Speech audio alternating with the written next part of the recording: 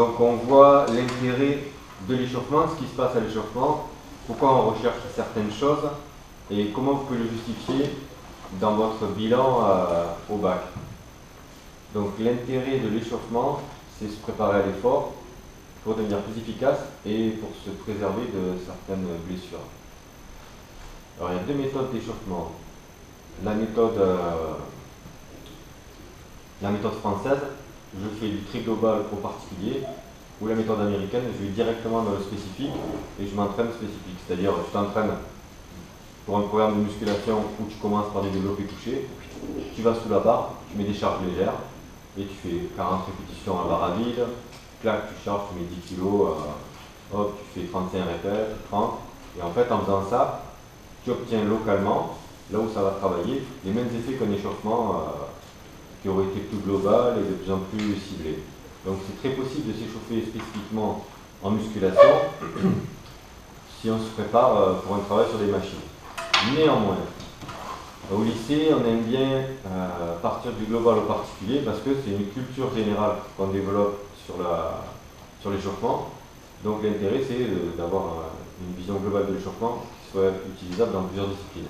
Donc ce qu'on fait globalement, c'est ce que vous avez l'habitude de faire dans la salle de muscu, c'est-à-dire on fait sur un petit périmètre mise en train cardiovasculaire, cours sur place, exercice sur place de ciseaux de jambes, une petite montée de genoux, talons-fesses, un truc comme ça, qui dure à peu près 3 minutes, où tu as une montée de la fréquence cardiaque progressive. En fait, ce qui se passe, c'est que comme tu fais une gestuelle qui est un peu répétitive, d'une jambe sur l'autre, tu mobilises des masses musculaires qui sont assez importantes. Donc petit à petit, l'acheminement de l'oxygène doit être accéléré parce que la demande est de plus en plus importante. Donc en fait, le cœur pulse de plus en plus souvent pour pouvoir amener de l'oxygène plus rapidement au niveau des muscles et au niveau des organes. Après, on prend un temps où on a un petit retour au calme et on fait un échauffement articulaire. C'est bizarre, ça paraît étonnant, moi aussi j'avais des doutes par rapport à ça, mais quand j'étais sur Paris, à l'INSEP, il y a beaucoup de... Je suis allé voir les types qui s'entraînaient vraiment au niveau articulaire, comme les gymnastes, et ils utilisaient beaucoup d'échauffements articulaires, donc je suis allé voir après dans la littérature spécialisée, et effectivement ça augmente la température au niveau de la capsule articulaire, c'est-à-dire l'articulation elle est fermée, elle est hermétique, et au niveau de la capsule articulaire et de tout ce qui lie en fait l'articulation hors capsule, tu as une augmentation de la température, donc c'est intéressant. Donc en fait on fait le système poignet, coude, épaule, bassin, genou, cheville. Et après on passe sur le truc classique qu'on a l'habitude de faire, où on distingue le travail garçon-fille, à part si certains veulent combiner un exercice différent, pas sexué, c'est-à-dire en position de pompe, on fait alterner les pieds, 1, 2, 3, 4, 5, 6, 7, 8, 9, 10, repos. Là le cœur il a commencé à bombarder, parce que tu as une position isométrique au niveau des bras, les abdos qui ramènent les jambes, tu as un petit travail de contraction au niveau des jambes, parce que pour que le mouvement se fasse vite, tu es obligé de contracter rapidement les muscles des fessiers et des cuisses pour que ça se fasse rapidement. Donc en fait, tu as une augmentation de la fréquence cardiaque qui recommence à ce moment-là, et de façon marquée. Après, on prend un temps de repos, on greffe un petit travail de flexion au squat, comme ça, pour voir si tout le monde a bien intégré la flexion au squat et pour se rappeler le placement. On se refait une série de groupés dégroupés, donc alterner pour les filles et pour les garçons à 2 pieds, parce que c'est un peu plus exigeant. Comme les garçons ont des masses musculaires plus importantes, on les sollicite un peu plus. Et la troisième série, c'est alterner pour les filles. Non, c'est les 2 pieds ensemble pour les filles et les garçons, une petite flexion sur les bras, hop, saut groupé, descendre, flexion sur les bras, saut groupé 10 fois. Après ça, on fait un petit retour au calme avec des étirements des groupes musculaires globaux qui ont été sollicités, c'est-à-dire quadriceps pectoral. Je pose la main au-dessus de la tête et en mobilisant le muscle en torsion, j'étire les pectoraux. Quadriceps, je rentre le ventre, je serre les fesses. Au mur, talon posé, jambes tendues, étirement des mollets. Je me remets sur le talon, un peu plus sur le talon, je descends le genou, étirement du bas des mollets, solaire et tendon d'Achille. Flexion, je plante le talon dans le sol, je tire les orteils vers moi, je descends vers les orteils, toujours en expirant sur les étirements pour les ischio-jambiers. Je peux passer d'un côté de l'autre pour les adducteurs, même s'ils ne sont pas forcément trop sollicités à part dans les squats. Et puis, on peut aussi étirer le grand dorsal. Je rentre le ventre, je serre les fesses, je fléchis légèrement les jambes. Et en descendant d'un côté latéralement, j'étire toute la partie latérale du buste. Voilà, globalement, c'est les étirements les plus intéressants. Ce qui se passe à l'échauffement, l'intérêt, alors pourquoi on s'échauffe ce qui se passe, c'est que l'augmentation de la fréquence cardiaque en fait, répond à un besoin au niveau musculaire, c'est-à-dire il y a une demande d'oxygène plus importante pour fabriquer une molécule qui permet de maintenir les contractions musculaires.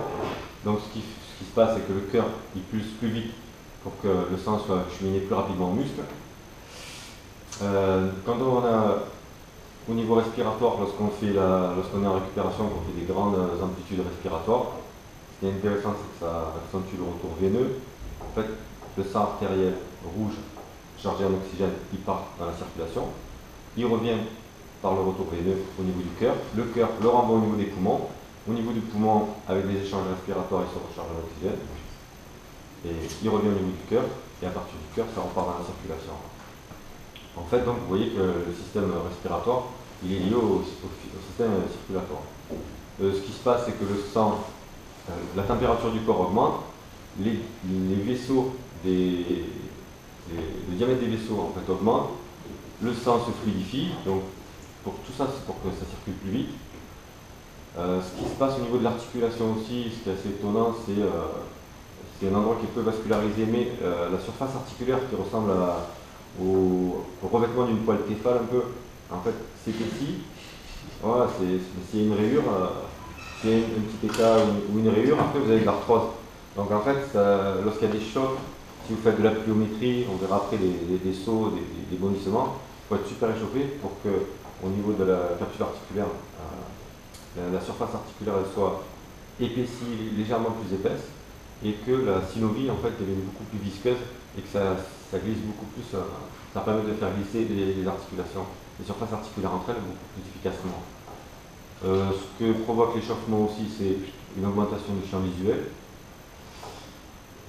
Quoi d'autre ah oui, en fait au niveau musculaire, comme la température a augmenté, la température corporelle a augmenté, c'est très léger.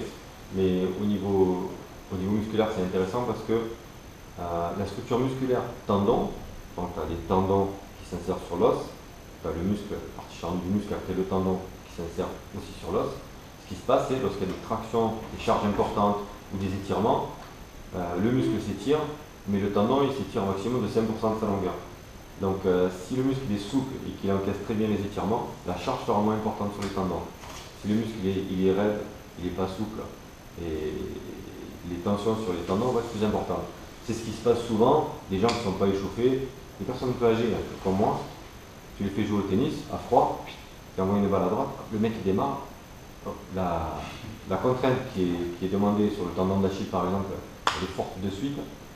Donc il n'y a pas assez de souplesse pour encaisser la traction, clac, ça pète au niveau du tendon d'Achille, le mec se retrouve avec le mollet ici, il faut opérer, injecter. Voilà. Ça se passe aussi dans les parades. Il y a beaucoup de profs de gym qui se sont pétés ici le tendon de biceps en parant quelqu'un à froid, toi tu n'es pas échauffé, et quand la personne te tombe dessus, paf, ça pète, boum, tu remontes. En fait, parce que le muscle il est greffé sous tension en fait. Voilà. Donc en fait, tu es obligé d'aller regreffer le muscle là, de faire de la rééducation, et souvent tu t'en remets très très difficilement ça. Voilà. Globalement, voilà l'intérêt de l'échauffement. Ouais, si tu pars à froid dans un exercice qui demande mobilisation des grosses masses musculaires, la demande d'oxygène est tellement importante que ce qui se passe, c'est que dans les mouvements répétitifs ou les charges importantes, la contraction du muscle fait que la circulation se fait moins bien, donc l'apport d'oxygène est moins important, et ce qui se passe globalement, c'est que le muscle, le corps, il met en place un système qui fait que, comme l'effort est très intense et que l'acheminement en oxygène ne se fait pas bien, il met en place un système qui t'oblige à limiter l'effort. C'est-à-dire, il produit de l'acide lactique, vous en avez déjà entendu parler. C'est pas tout à fait comme ça que ça se passe. Hein. Et globalement, tu produis de l'acide lactique qui en fait va faire baisser le pH sanguin et musculaire et tu vas ressentir une douleur localisée. Voilà, tu vas ressentir une douleur localisée, voilà ce qu'on appelle une toxine. Tu vas ressentir une douleur localisée qui va, selon tes capacités physiologiques à tamponner cette acidité et tes capacités mentales à encaisser la douleur, te faire arrêter plus ou moins rapidement. Ça c'est par exemple quand vous faites un 400 mètres à fond ou si vous faites des développés couchés jusqu'à la mort. Donc tu prends une charge légère. Vous voyez, quand on fait la partie du développé couché ou de certains exercices pendant 1 minute, on repose 1 minute, on refait 1 minute, comme on a fait en début de cycle, tu sais, les séries longues pour savoir combien tu soulèves en tonnes sur une séance, pour se rendre compte qu'un mauvais placement, en fait, ça résonne en termes de tonnes sur le corps. Et bien ça, c'est lorsqu'on fait les séries longues et que tu finis tes cramés, c'est en fait tu produis localement de l'acide lactique, en fait tu baisses le pH local et en fait tu as une douleur musculaire. C'est pas gênant parce que c'est pas un problème de tension ou d'arrachement, mais c'est vraiment une douleur qui est physiologique, quoi. Après tu as des gens qui l'encaissent mieux que d'autres. C'est pour ça qu'il faut s'y habituer. C'est pour ça que là en ce moment par exemple on met en place des situations où tu fais 10 répétitions, c'est difficile, c'est normal, c'est quand même très difficile. Après tu refais 10 répétitions au flexeur, où là, bing, on t'indique bing, le rythme. Là, le rythme, par exemple, on prend un rythme plus lent que celui que tu fais habituellement. Là, tu sens que la douleur commence à augmenter parce que la tension, elle est plus importante plus longtemps. Elle est aussi importante mais plus longtemps. C'est-à-dire que ça circule moins bien plus longtemps. Et après, au lieu d'attendre attendu, tu attends ici. Donc tu fais 1, tu attends ici. 2, vous savez, tu es toujours sous tension. Là, c'est encore plus dur. Là, c'est une manière de comprendre en fait le fonctionnement. Alors, ce qui est intéressant, c'est par exemple en escalade, c'est un bon exemple, c'est-à-dire que les types qui sont sous tension sur des prises, par exemple dans les surplombs, ils se retrouvent avec des contractions très importantes et le sang ne circule plus. Donc ils sont obligés de ce qu'on appelle délayer. C'est-à-dire, en fait, ils font en sorte que le sang circule et quand ils sont bloqués, ils prennent une prise assez bonne et ils essaient de se refaire en fait sur des passages, tu sais, en déliant d'une main sur l'autre. Ou alors, entre les mouvements, tu vois, il passe, tu sais, il essaie de relâcher les mains entre les mouvements. C'est ce qui se passe en boxe, je parle des disciplines qu'on pratique à l'AS, c'est ce qui se passe en boxe, par exemple, quand il y a un échange intense, soit pied-point, et tu sens que tu montes dans le rouge et tout, que tu gagnes pas.